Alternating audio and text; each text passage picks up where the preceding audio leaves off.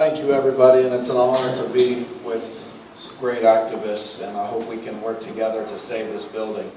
My name is Jesse Hagopian. I teach across the street at Garfield High School. I'm the Black Student Union advisor there, and I've been involved in a lot of struggles around this school-to-prison pipeline that's being built in our own city. But today is the 50th anniversary of the March on Washington, and I really wanted to get out to help commemorate it in Washington, D.C. And I was really sad when I couldn't make it work in my schedule to get back out there and help celebrate an incredible moment in our nation's history. But I listened to the speeches today, and one thing that immediately hits you is that there wasn't a single person from the Republican Party that's going to go and celebrate Martin Luther King and this great moment in history. Not one had the courage to stand with that great struggle and movement. That tells you a lot about our society. And then you hear from all of our past presidents and current presidents and politicians, one after the other, celebrating the great words of King.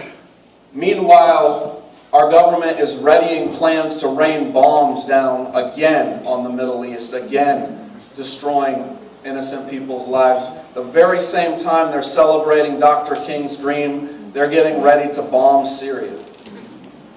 And part of me, when I heard that, I realized that I made the right choice today, because today I honored the March on Washington by electing strike captains at Garfield High School today. And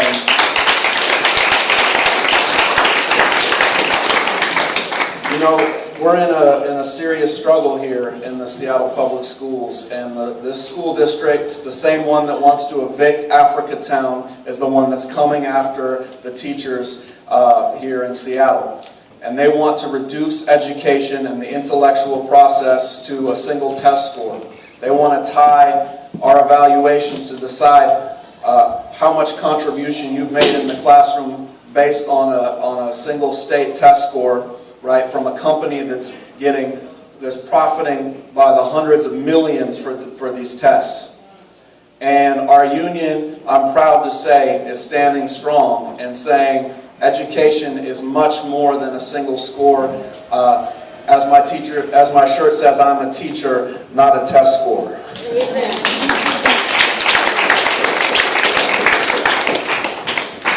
And we may go on strike. We're going to be voting on Tuesday, holding a general membership meeting of all the teachers in Seattle. And if the district doesn't back down off of this anti-education plan, then I think our members are ready to stand strong, and we're going to need your support and your solidarity to win this.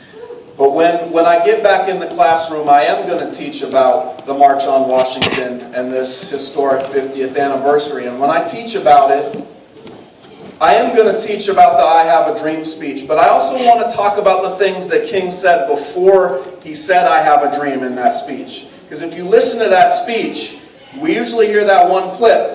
But in fact, he was talking about police brutality, something that was noticeably absent from the 50th anniversary remembrances and celebrations, right? They want to talk about the dream, but they don't want to talk about the harsh realities that exist in our society still today. When we live in a society where Trayvon Martin can be gunned down in cold blood, and we have on audio recording George Zimmerman saying these people always get away. Right? When they drug test the cold corpse of Trayvon Martin, but not the killer standing over him, and then they let him go, and they legalize lynching in our society today, then we know we have to talk about some of the hard truths that King first referenced in that speech, and some of the things he said after that speech, when he talked about America being the greatest purveyor of violence in the world today. We need to be able to teach those things in the classroom as well, and not limit it to that one moment. And Garfield High School, I'm proud to say that I was part of a social struggle that erupted in the school last year when teachers said, we aren't going to give the measures of academic progress test anymore. A teacher called me on the phone and said, I think this test has absolutely no value. It doesn't give me any information that helps guide my instruction. It's taken up our valuable library and computer time. 3 times a year, our libraries are closed for kids to go get books, and instead they have to sit in front of the dull glow of a computer screen. And so when I assign a research project, the kids can't get into the library to do the research. So the kids who have internet at home, they have an advantage, but the kids that don't are left short. And we raised these issues about how this test was brought to Seattle with a $4 million contract with the former superintendent who sat on the board of the company and didn't disclose that. We raised these objections. And we said we couldn't, in good conscience, give this test anymore. And one of the things that I've said all along is that when you make education about teaching to a test, you lose many of the kids that education should be inspiring. Amen. And when you do that, you build a piece of the school-to-prison pipeline. When you add in zero tolerance and policies, and you add in the suspension rates that we have in the Seattle Public Schools, you build a piece of the school-to-prison pipeline. Right here in liberal Seattle, our police department is under federal investigation for abuse of our community, and our Seattle Public Schools is under federal investigation for having 4 times the suspension rates of African American children as white children for the exact same infractions. Right? That's what we're talking about, the school-to-prison pipeline. And when you add on to that high-stakes testing that denies our kids graduation, it doesn't matter if I say this kid has overcome all these obstacles. This child here started here and got here. I know this kid has all these skills. Like you saw, these young performers could rap, right? I got kids in my class that can, stand up and make an argument and defend it with historical evidence. But that doesn't matter because they didn't pass that high-stakes test. They're denied graduation. And when you do that, you build a part of the school-to-prison pipeline. And so we said we weren't going to administer this test because we saw it as a civil rights struggle.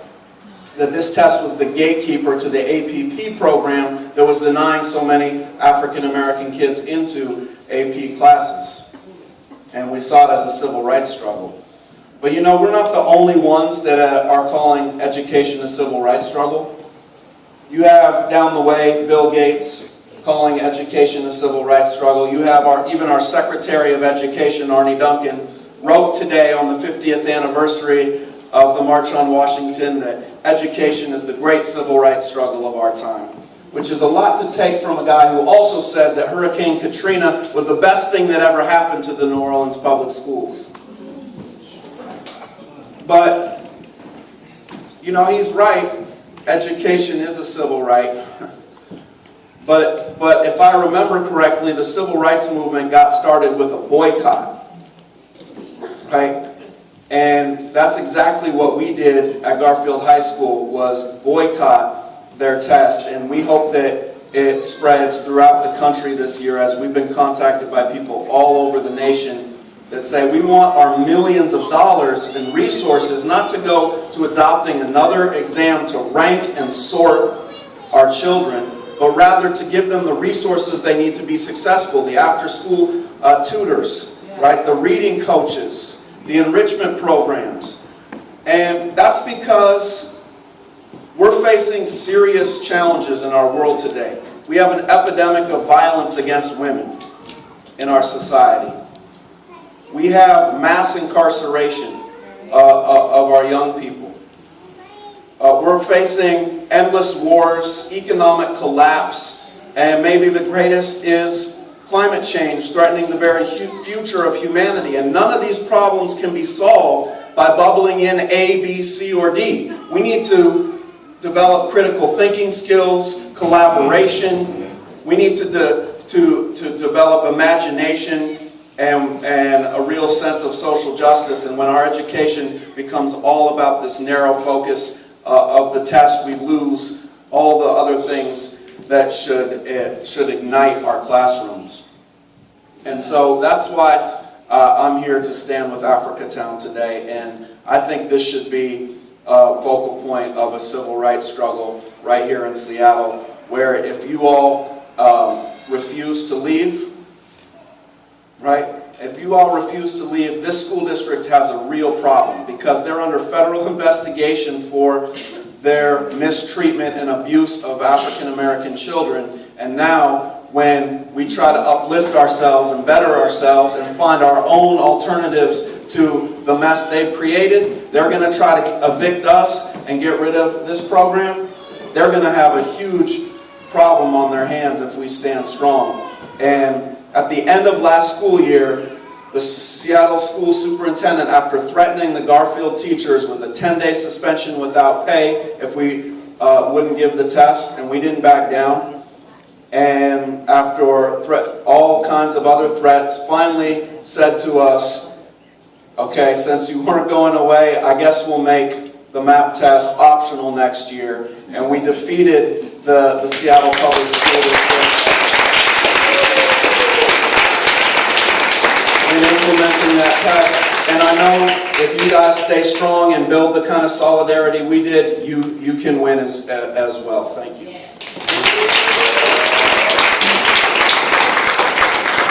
Thank you for those words.